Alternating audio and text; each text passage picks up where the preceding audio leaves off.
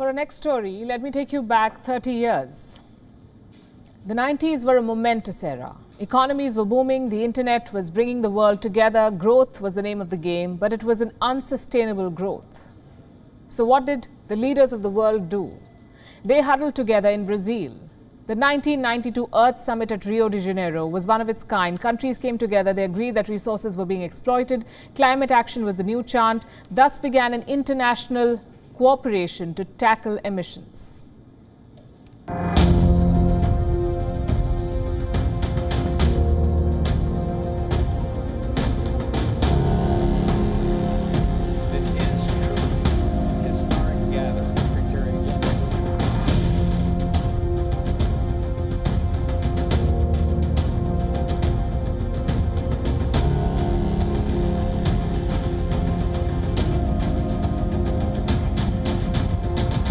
Another thing that's changed since Rio in 1992 is that greenhouse gas concentrations have continued to rise, of course.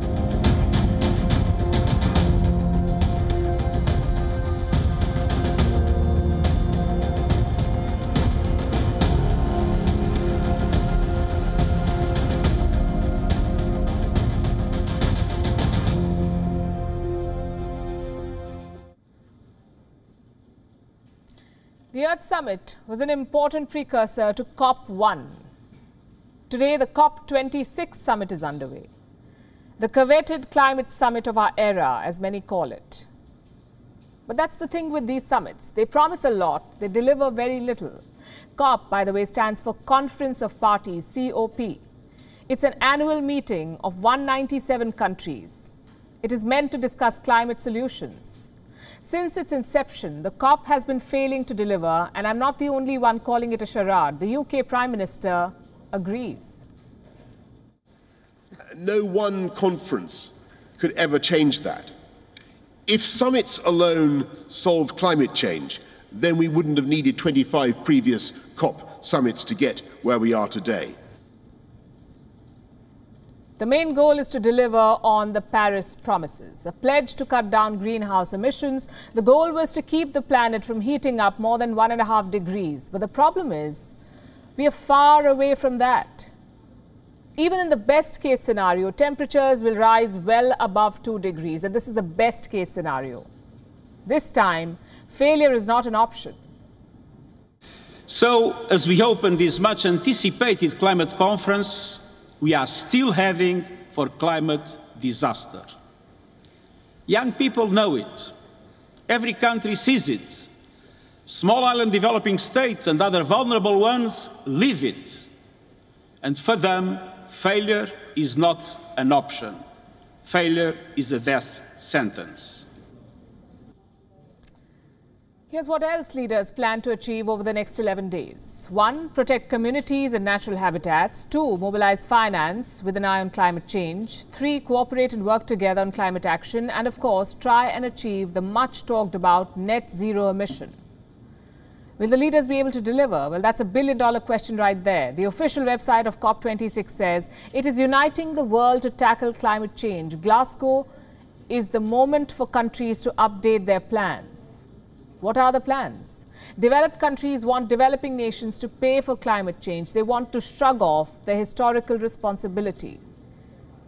It is a plan without any roadmap. The West wants to achieve net zero without telling the world how to. In fact, the entire event is being called climate hypocrisy. Consider this. There are more than 100 world leaders flying down to Glasgow. They're using a total of 400 private jets. These jets blasted 13,000 tons of CO2 into the atmosphere in all. How much is 13,000 tons of CO2? The amount of carbon emitted by 1,600 Scots in a whole year. The total carbon footprint of an average person is around 8 tons in 1 year. Now, these leaders have emitted 13,000 tons just to assemble for one summit. So much for tackling climate change. But not everyone here is selling false dreams. Here's a country that's also talking sense. That's India, and I'm not being biased, I'm just stating facts. India is looking at implementation and solutions rather than talking about net zero. It is launching 2 key initiatives. One of them will be – under the International Solar Alliance. It's the ISA. 2 The second one is under the Coalition for Disaster Resilient Infrastructure, or the CDRI. The focus is on a project called the Green Grids Initiative. It was initiated by the International Solar Alliance. It was launched to promote solar energy. The goal is to create a global solar grid. I know it all sounds very complex. It is in fact very simple. The sun is always shining in some part of the world. So if we have a solar grid spanning countries, power can be transferred from one place to another. It's as simple as that. And this is not a new idea either. It has been talked about in the past. But this is the first attempt to create a global network. And leading this initiative is India. No jargon, no net zero, a concrete proposal to switch to sustainable energy. Way better than the unrealistic net zero target sold by many. This is the 26th edition of the COP summit. We've seen 25 of them before this, and we can tell you how this one will go. It's almost like a game of diplomatic poker.